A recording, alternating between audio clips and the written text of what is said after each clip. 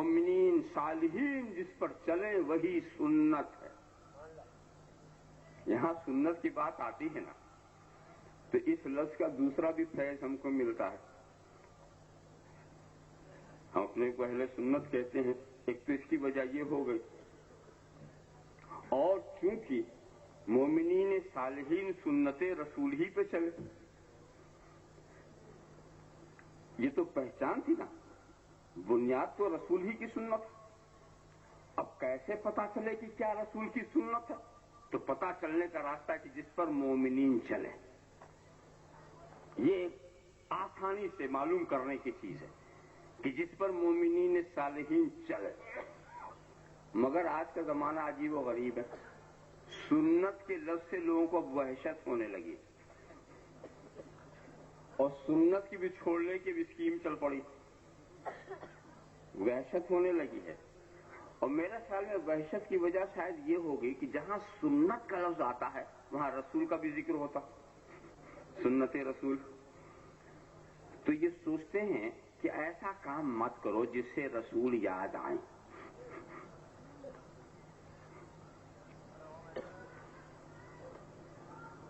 حالانکہ ہم دیکھتے ہیں کہ سنت کا لفظ ایسا چھایا ہوا ہے کہ آپ بچنا چاہیں تو نہیں بچ سکتے.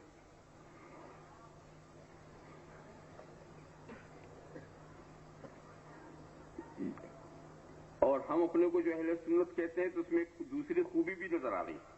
ایک تو وہی جو میں نے بتایا, دوسرے لفظوں میں یہ خوبی نہیں ہے جو اس میں. اہل فرض اگر میں اپنے کو کہوں یا اہل واجب کہوں, کہنے کو کوئی بھی اصطلاح بنا لیجیے, اصطلاح سے کیا ہوتا, مگر وہ بات نہیں آتی, وہ خوبی نہیں آتی. اس لیے کہ جو مومنین صالحین کے راستے ہیں وہ فرض ہیں, واجب نفل سنت سے بھی ہے. تو کسی چیز کو تو آپ ان سے ہٹا نہیں سکتے.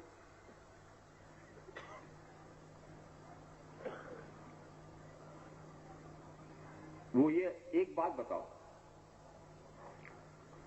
کوئی چیز آپ پر فرض کب ہوتی ہے؟ آپ مکلف کب بنتے ہیں؟ بالغ ہونے کے بعد نا, باشعور ہو جائے. جس کے لیے شعور ضروری ہے وہاں شعور والے ہو جائیں, جس کے لیے بلوغ ضروری ہے وہاں بالغ ہو جائیں. تو نماز کب فرض ہوئی؟ بالغ ہونے کے بعد. مثال کے طور پر ایک مثال, نماز ہے, روزہ ہے, حج ہے, زکوٰۃ ہے, بالغ ہونے کے بعد. اچھا بالغ کب ہوئے آپ؟ مان لیجئے 12 سال کی عمر میں, زیادہ زیادہ 15 سال کی عمر میں. تو 15 سال کی عمر میں آپ بالغ ہو گئے نا. اب فرض شروع. اور یہ فرض کب تک ساتھ رہے گا؟ جب تک آپ زندہ رہیں گے. مرتے ہی فرض ختم. تو پتہ نہیں کس کے فرض کی عمر کیا ہے. ہو سکتا ہے کوئی 15 سال پر بالغ ہوا, 20 سال پہ مر گیا تو 5 ہی سال کا فرض, اور بڑھا تو اور بڑھ گیا. تو بالغ ہونے سے فرض شروع ہوا اور مرتے ہی فرض گیا, فرض ثابت. تو اب اگر ہم اپنے کو اہل فرض کہیں تو 15 سال سے پہلے کیا اور مرنے کے بعد کیا؟ یہاں کا فرض تو یہی رہ گیا نا, یہاں کا فرض یہی رہ گیا. مگر اپنے کو اہل سنت کہنے والا اب اس سے پہلے کیا؟ کچھ بھی نہیں. فرض تو ہے ہی نہیں, تو پھر کیا لفظ ہوگا؟ تو ہم نے کہا ہم اہل سنت, اس لیے کہ سنت کی ابتدا بالغ ہونے کے بعد سے نہیں ہوتی.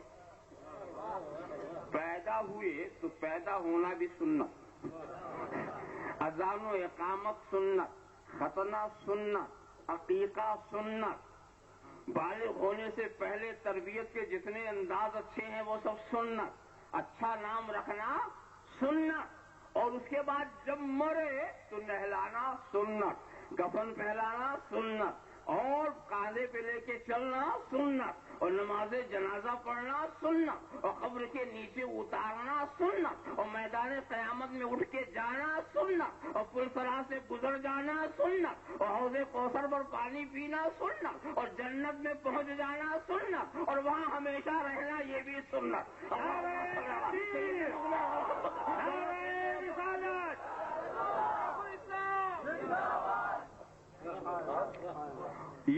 کچھ ہے سنت اور ہم ہیں اہل سنت. اول بھی سنت، آخر بھی سنت، دنیا بھی سنت، آخرت بھی سنت. دیکھیے کتنا اچھا پیارا نام ملا کہ سب سنت ہی سنت. اچھا ایک بات اور بتا دیں صاحب، یہ جو فرائض آپ پڑھتے ہیں اس کا فرض کہتے ہیں. فرض چلیے جانے دیجیے. فرض جس کو کہتے ہیں، نماز پڑھتے ہیں نا، یہ فرض ہے، یہ فرض ہے. ایسے ہی لوگ جو کہے کہ آپ وہاں پر جو حج کرنے گئے ہیں وہ دیکھتے ہیں کہ بیچارے یہ ہندوستانی بیچارے جو ہیں، ایسے ہندوستان پاکستان کے جو مسلمان ہیں بڑا درد رکھتے ہیں. اور وہ تو سبھی پڑھتے ہیں، سنت بھی پڑھتے ہیں، فرض بھی پڑھتے ہیں، نفل پڑھتے ہیں. تو ان کو جتنا بھی اس بارگاہ میں پڑھنے کی توفیق ہوتی سب پڑھتے ہیں. مگر وہاں کے نجدی جو ہیں وہ اکثر و بیشتر صرف فرض پڑھتے ہیں، سنت تو کوئی پڑھتے نہیں. اب جس پر نجدیوں کا اثر پڑ گیا وہ بھی وہی کرنے لگے. وہ بھی اثر جن کو پڑ گیا وہ بھی ویسے ہی کرنے لگے. یہاں تو سب پڑھتے تھے، وہاں چھوڑ دیتے، وہاں چھوڑ دیتے. اور اس کے بعد عجیب دلیل ان کی دلیل یہ ہے کہ اگر سنت پڑھنا ضروری ہوتا تو خدا اسے بھی فرض کر دیتا. تو خدا سے کوئی بھول نہیں ہوئی. نبی کی اطاعت فرض کیا وہ نظر میں نہیں. نبی کی اطاعت فرض، نبی کی اتباع فرض، وہ نظر میں نہیں ہے.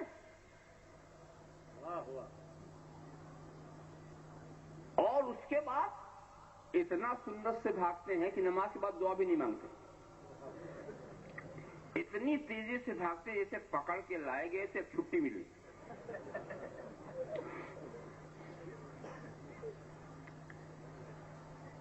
اب آپ خیال کریں تو سوائے اس کے میں کیا سوچوں کہ سنت کے لفظ نے چڑ اس لیے ہے کہ نبی کی یاد آتی. ارے ایک بات بتاؤ، معراج کی رات ہے، اس میں کوئی نماز پڑھے تو برائی کیا، قرآن کی تلاوت کرے تو حرج کیا. مگر بنگلور سے ایک رسالہ نکلتا تھا کسی زمانے میں نے اس کو دیکھا، ویسے اس کا نام تھا الحق، مگر جب میں نے پڑھا تو ملا الباطل. اس میں یہ تھا کہ معراج کی رات قرآن پڑھنا بھی جائز ہے، قرآن کریم کی تلاوت بھی جائز ہے، نماز اور نفل پڑھنا بھی جائز ہے. میں اس پر خدا کی عبادت بھی نہ جائز. عربی جو مکروہ اوقات ہیں وہ تو الگ ہے، وہ تو متعین ہے. یہ رات میں کہاں سے کراہت آ گئی، یہ ناجائز. تو سوائے اس کے اور کیا ہے کہ جب تم سے پوچھا جائے گا آج تو اتنی نفلیں کیوں پڑتا، آج اللہ کے رسول کی معراج ہوئی، آج یہ مبارک رات ہے، تو سرکار کی یاد، اگر خدا کی عبادت سے سرکار کی یاد آئے تو عبادت بھی حرام. تو ایسے لوگوں سے میں پوچھا کرتا ہوں کہ اچھا بھائی ذرا مجھے یہ تو بتاؤ، عشاء پڑھ کے آئے ہو کہ نہیں؟ تو کتنی رکعت پڑھ کے آئے؟ بتائیں گے پڑھنے والے کہ 17 رکعت پڑھ کے آئے. اس 17 رکعت میں فرض کتنا؟ فرض 4 ہی ہے نا، باقی 13 سنت نافلہ، سنت واجبہ، سنت موقدہ، سنت غیر موقدہ، سب سنت ہی ہے نا. کیا انتظام سرکار نے فرما دیا کہ خدا والی فرض جو ہے وہ 4 اور رسول والی سنت جو ہے وہ 13. یہی تو پڑھ کے آیا کہ نہیں؟ اور فجر میں کیا پڑھو گے؟ پہلے رسول والی پھر خدا والی. اور ظہر میں بھی اول رسول والی آخر رسول والی، اور عصر میں بھی پہلے رسول والی، اور مغرب میں 4 رسول والی تو 3 خدا والی. یعنی فرض اور سنت کی بات جو چل رہی ہے. مگر کوئی ضدی آدمی کہے نہیں ہم سب چھوڑ دیں گے، 4 بس، جب 4 ہے تو 4. 4 ہے تو 4. تو میں کہتا ہوں اچھا بھی 4 ہی پڑھ، مگر ایسا پڑھ کہ اس میں سنت نہ آنے پر. اور پوچھ لینا حنفی فقہ کے مطابق کہ نماز میں فرض کتنا ہے، تو علماء بتائیں گے 7 فرض. پہلا فرض تو تحریمہ، جس کو کبھی کبھی لوگ غلطی سے تکبیر تحریمہ کہہ لیتے. فرض تحریمہ جس کا آغاز تکبیر سے ہوتا. اور کیا فرض ہے؟ قیام فرض ہے، قرات فرض ہے، رکوع فرض ہے، سجدہ فرض ہے، آخری بیٹھک فرض ہے، بالقصد نکل جانا، خروج بسنے ہی بالقصد نکل جانا یہ فرض ہے. اتنے ہی تو فرض ہے نا. کتنے فرض ہیں؟ 7. اب فرض والی نماز پڑھو. سورہ فاتحہ مت پڑھنا، یہ سنت ہے. بس کوئی بھی آیت پڑھ لو، ہو گئی، قرات ہو گئی. سورہ فاتحہ پڑھو گے سنت. اور رکوع میں زیادہ ٹھہرو نہیں، ٹھہرو گے تو سنت. اور تسبیح پڑھو گے تو سنت. اور سجدے میں کچھ پڑھا تو سنت. اور ذرا بھی اطمینان کا اظہار کیا تو سنت. تو اب سنت چھوڑ کے فرض والی نماز پڑھو. تو کیسے پڑھو گے؟ کھڑے ہو گئے تحریمہ کر کے، قرات کر لیا 3 آیت، رکوع میں چلے جاؤ، فوراً کھڑے ہو جاؤ، ٹھہرنا نہیں ورنہ سنت. فوراً سجدے میں چلے جاؤ، فوراً اٹھ جانا، ذرا بھی دیر لگائی تو سنت. فوراً بس کھٹا کھٹ اٹھتے جاؤ، بیٹھتے جاؤ، اٹھتے جاؤ، بیٹھتے جاؤ. تو تم تو سمجھو گے کہ ہم نماز پڑھ رہے ہیں، باہر والا سمجھے گا ورزش کر رہا. سنت چھوڑی تو سورہ فاتحہ کی برکات سے تمہیں محروم کر دیا گیا. سنت چھوڑی تو سبحان ربی الاعلیٰ، سبحان ربی العظیم کہنے کی سعادتوں سے محروم کر دیا گیا. سنت چھوڑی تو نماز کو اطمینان سے ادا کرنے کی سعادت سے تمہیں محروم کر دیا گیا. مگر کوئی محرومی قسمت ہو اور ضد ہی پر آ جائے کہ نہیں کچھ بھی نہیں، جو فرض ہے فرض، خدا نے کچھ بھول نہیں کیا. اگر وہ سب بھی ضروری ہوتا تو خدا فرض کر دیتا، جو فرض ہے بس وہی فرض. اچھا تو ایک بات بتا دو، قیام تو فرض ہے وہ تو کرو گے نا، سجدہ فرض ہے یہ تو کرو گے نا، وہ کھٹاکھٹ والا ہی صحیح. یہ قعود یہ فرض ہے کہ یہ کرو گے کہ نہیں کرو گے؟ یہ تو کرو گے نا. مگر مجھے یہ بتاؤ، یہ قیام خدا نے کیا ہے کہ رسول نے؟ یہ سجدہ خدا نے کیا ہے کہ رسول نے؟ یہ رکوع سجدہ نے خدا نے کیا کہ رسول نے؟ تو کیا سمجھے، یہ قیام بھی سنت ہے، یہ رکوع بھی سنت ہے، یہ سجدہ بھی سنت ہے، یہ بیٹھنا بھی سنت ہے، یہ قرات بھی سنت ہے، یہ جہت قبلہ بھی سنت ہے. خدا نے نبی کی سنت کو اپنا فرض اس لیے بنایا ہے کہ میرے رسول کو بھلایا نہ جا سکے.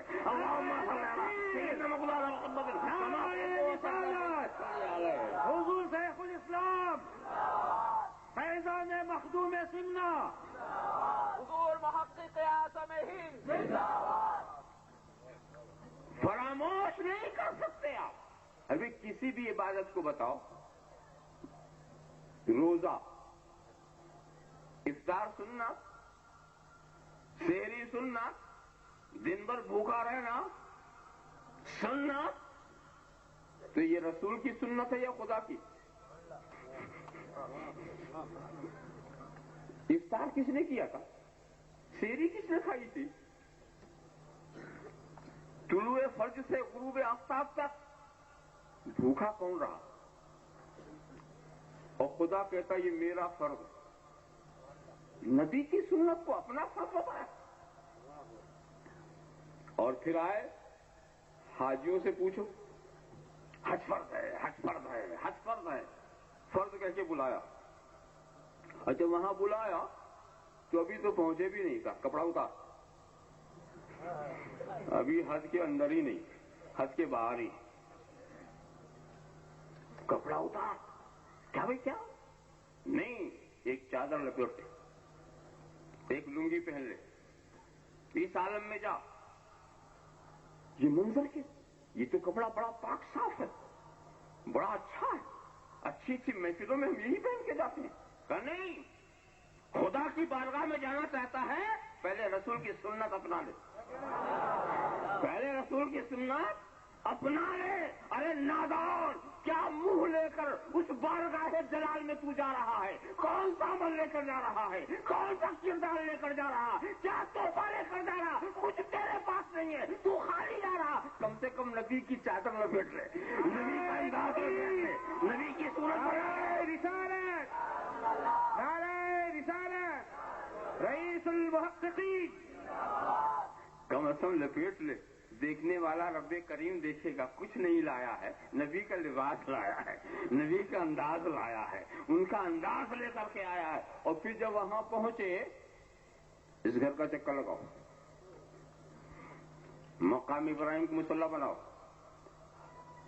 حجر اسود کو بوسا دو، صفا مروہ کی صحیح کرو، عرفات میں دن گزارو، مزدلفہ میں رات گزارو، مینا میں رمیے جمار کو. ہم تو چکر میں آ گئے کہ فرض کہہ کے بلایا گیا تھا، خدا نے کب گھر کا چکر لگایا؟ خدا نے کب صفا مروہ کی صحیح کی؟ خدا نے کب عرفات میں قیام کیا؟ خدا نے کب مزدلفہ میں رات گزاری؟ ہم کو تو یہ کہہ کے بلایا گیا میرا فرض ہے، مگر ہم کو بلا کر کے گا محبوب ساری دنیا والوں کو میں حج کا فرض کا نام لے کر اپنی بارگاہ میں بلاؤں گا اور تیری سنت کراؤں گا. جو تو کرے گا تیری سنت کراؤں گا، تاکہ دنیا آ کر جمع ہو کر کے یہاں صرف تیری یاد منائے. اللہم صلی علی سیدنا مولانا محمد کما تحب و ترضی بہ صلی علیہ.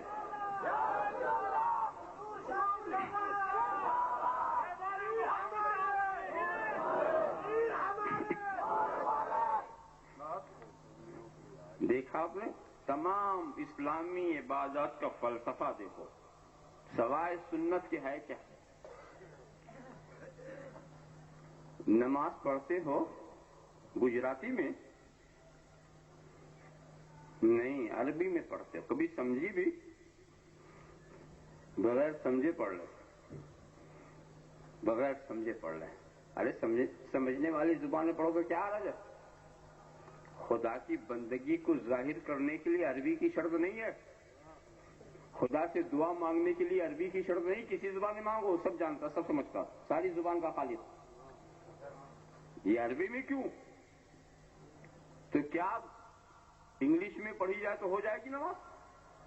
ارے چند سورتوں کا ترجمہ کر لو، التحیات کا ترجمہ کر لو، درود شریف کا ترجمہ کر لو، پڑھ ڈالو، ہوگی نماز؟ نہیں ہوگی. اچھا ایسا کرو، پڑھو وہی جو عربی پڑھتے وہی پڑھو، مگر کعبے کی طرف چہرہ مت کرو، بیت المقدس کی طرف کرو، کوہ طور کی طرف کرو، ہو جائے گی؟ نہیں ہوگی. اچھا ایسا کرو کہ سجدے میں رہ کے سب پڑھ لو. سجدے سے زیادہ عاجزی کی کوئی ادا ہی نہیں، اور خدا کی بارگاہ میں جتنی بھی زیادہ عاجزی ہو بڑی بہتر نظر آ رہی ہے. تو سجدے میں رہو، سب پڑھ لو. نہیں، سجدے میں بھی جانا ہے، بیٹھنا بھی ہے، کھڑا بھی ہونا ہے، رکوع میں بھی. یہ معاملہ کیا؟ اس کے سوا آپ کیا بتائیں کہ رب تبارک و تعالیٰ یہی چاہتا ہے کہ اے دنیا والو، تم کسی بھی زبان میں مجھے یاد کرو، کوئی اعتراض کی بات نہیں، مگر کم سے کم 5 وقت اس زبان میں یاد کرو جس زبان میں میرے محبوب نے یاد کیا تھا. چاہے تم مجھ کو سمجھو چاہے نہ سمجھو، تم سمجھو نہ سمجھو، بس محبوب کی زبان بے سمجھے بولو، بے سمجھے بولو. جس کی بارگاہ میں بول لے وہ تو سمجھ رہا، بے سمجھے بولو. اے دنیا والو، جس ڈھنگ کے جدھر چہرہ کر کے مجھے یاد کرو، کوئی اعتراض کی بات نہیں، مگر 5 وقت ادھر چہرہ کرو جدھر میرے رسول نے چہرہ کیا تھا. اے یاد کرنے والو، جیسے چاہو مجھے یاد کرو، بیٹھ کے کرو، اٹھ کے کرو، کھڑے ہو کر کرو، لیٹ کے کرو، کروٹ میں کرو، چل پھر کے کرو، کوئی پابندی نہیں، جیسے چاہو یاد کرو، مگر 5 وقت اس طرح یاد کرو جیسے میرے پیارے محبوب نے یاد کیا تھا. کھڑے بھی ہو جاؤ، رکوع میں بھی جاؤ، سجدے میں بھی جاؤ، کسی عاشق نے کیا اچھا نقشہ کھینچا کہ قوما الف ہے ہا رکو اور میم سجدہ جلسہ دار، نقشہ نمازی یوں نماز عشق کی کھینچا کرے، یعنی جب تم کھڑے ہوتے ہو تو احمد کی الف نظر آتے ہو، اور جب تم رکوع میں جاتے ہو تو احمد کی ہے بن جاتے ہو، اور جب تم سجدے میں جاتے ہو تو احمد کی میم بن جاتے ہو، اور جب تم بیٹھتے ہو تو احمد کی دال بن جاتے ہو۔ تو خدا کو منظور یہ ہے عبادت خدا کی ہو، تصویر احمد کی ہو، صورت احمد کی ہو، چہرے ان کا ہو، طرف ان کی ہو، زبان ان کی ہو۔ مخدوم تو سمجھنے نہ سمجھنے کا فلسفہ چھوڑو، بس محبوب کی اداؤں پہ چلتے رہو۔ ارے بھائی دیکھو، بے سمجھے بھی کبھی کوئی بولتا ہے نا تو اس کو بھی فائدہ ملتا۔ وہ مشہور واقعہ بار بار آپ نے سنا، پھر میں آپ کی توجہ دلا دوں۔ وہی پوپٹ میاں مٹھو جو اپنے منہ میاں مٹھو بنتا ہے، آج تک اس نے نہیں سمجھا کہ وہ میاں کس کو کہتا، مٹھو کس کو کہتا، وہ کہتا یہ میاں مٹھو بولتا۔ بازار میں پیڑے میں لے کر ایک صاحب کھڑے ہوئے تھے، کوئی خریدار آ گیا، کیا قیمت کا؟ 200 درہم۔ ارے اتنے سے مٹھو کی قیمت 200 کا؟ اسی سے پوچھ لو۔ تو کہا میاں مٹھو تمہاری قیمت 200 درہم کا، اس میں کیا شک ہے؟ درینچ شک، اس میں کیا شک ہے؟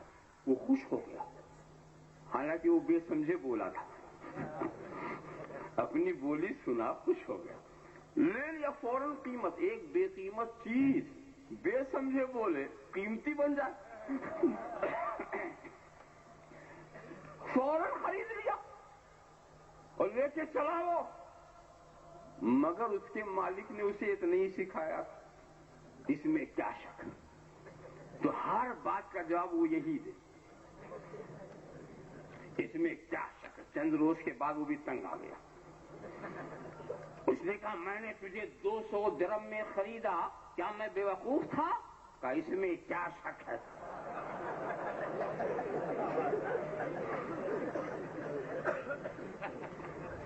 ایک ناسمجھ پرندہ اگر تمہاری بولی بولنے لگے تو تمہیں اسے محبت ہو جاتی ہے، ناسمجھ پرندہ۔ اور پھر دیکھو جب تک وہ تمہاری بولی نہیں بولتا پرواز کرتا، آزاد رہتا، اپنا بچاؤ خود کرتا، اپنا رزق خود تلاش کرتا ہے، اس پیڑ سے اس پیڑ پر، اس پیڑ پر اس پر، بے شمار خطرات میں اس کی زندگی گزرتی ہے۔ یہ شکرا حملہ کر رہا، ادھر سے کسی باز کا خطرہ، کسی جانور کا خطرہ، کیا زندگی ہوتی ہے۔ ویسے دیکھو آزادی کی زندگی ہے، مگر ذہنی طور پر دیکھو وہ خطرات کے اندر ہے۔ اب اسے سب کچھ کرنا، پانی پینا ہے تو خود اب جانا ہے، دانا چگنا ہے تو خود محنت کرنی ہے، اپنی حفاظت اور نگہبانی کرنی ہے تو خود کرنا ہے۔ یہ کام جب تک کہ وہ تمہاری بولی نہیں بولا، مگر جب بولی بول گیا اب تم اسے پنجرے میں لا رہے ہو، اب اس کی حفاظت کوئی اور کر رہا ہے، کھانے پینے کا انتظام کوئی اور کر رہا ہے، دشمنوں سے بچانے کا انتظام کوئی اور کر رہا۔ اب مٹھو کو کچھ بھی نہیں کرنا، بیٹھے بیٹھے رزق ملے گا، بیٹھے بیٹھے پانی، بیٹھے بیٹھے دانا، بیٹھے بیٹھے نگرانی۔ ذرا سا دیکھو بے سمجھے بولا تو اتنا مقام مل گیا، بے سمجھے بولا تو بس میرے محبوب کی بولی بولو، بے سمجھے بولو، حفاظت میں کروں گا، نگرانی میں کروں گا، نگہبانی میں کروں گا، تمہیں اچھی طرح سے میں دیکھوں گا، بس میرے محبوب کی بولی بولو، بس محبوب کی بولی بولو۔ سمجھ کے بولو یا بے سمجھ کے بولو؟ شیخ الاسلام جانشین محدث اعظم ہند، غلامان سلسلہ اشرفیہ، جشن محدث اعظم ہند، محبوب کی بولی بولو، پھر میری حفاظت میں آؤ گے۔ وَأَنْتُمُ الْأَعْلَوْنَ إِن كُنتُم مُؤْمِنِينَ، بلندی تمہارے لیے ہے، برتری تمہارے لیے ہے، بہتری تمہارے لیے ہے، شرافت تمہارے لیے ہے، کرامت تمہارے لیے ہے، عظمت تمہارے لیے ہے، فضیلت تمہارے لیے۔ شرط یہ ہے کہ بس محبوب کے ہو جاؤ، شرط یہ ہے کہ تم ایمان والے ہو جاؤ، محبوب کی بولی بولنا سیکھ لو۔ کی محمد سے وفا تو نے تو ہم تیرے، کی محمد سے وفا تو نے تو ہم تیرے ہیں، اور صرف رسول کی اطاعت اور اتباع کو اپنے اوپر لازم کرو اور پھر چلو ان کی چال جو ایمان والوں کی ہے۔ ومن يشاقق الرسول من بعد ما تبين له الهدى ويتبع غير سبيل المؤمنين نوله ما تولى ونصله جہنم وساءت مصيرا۔ جس نے رسول کی مخالفت کی ہدایت کے واضح ہو جانے کے بعد اور مومنین کے راستے سے ہٹ کر کے چلا، ہم اسے جہنم رسید کر دیں گے، ادھر ہی پھیر دیں گے جدھر وہ پھر گیا، اور ہم اسے جہنم رسید کر دیں گے۔ کہ محمد سے وفا تو نے تو ہم تیرے ہیں، یہ جہاں چیز ہے کیا لوح و قلم تیرے ہیں۔ محمد کی محبت تین حق کی شرط اول ہے، اسی میں ہے اگر خامی تو سب کچھ نامکمل ہے۔ محمد کی غلامی ہے سنت آزاد ہونے کی، خدا کے دامن توحید میں آباد ہونے کی۔ وآخر دعوانا ان الحمد للہ رب العالمین۔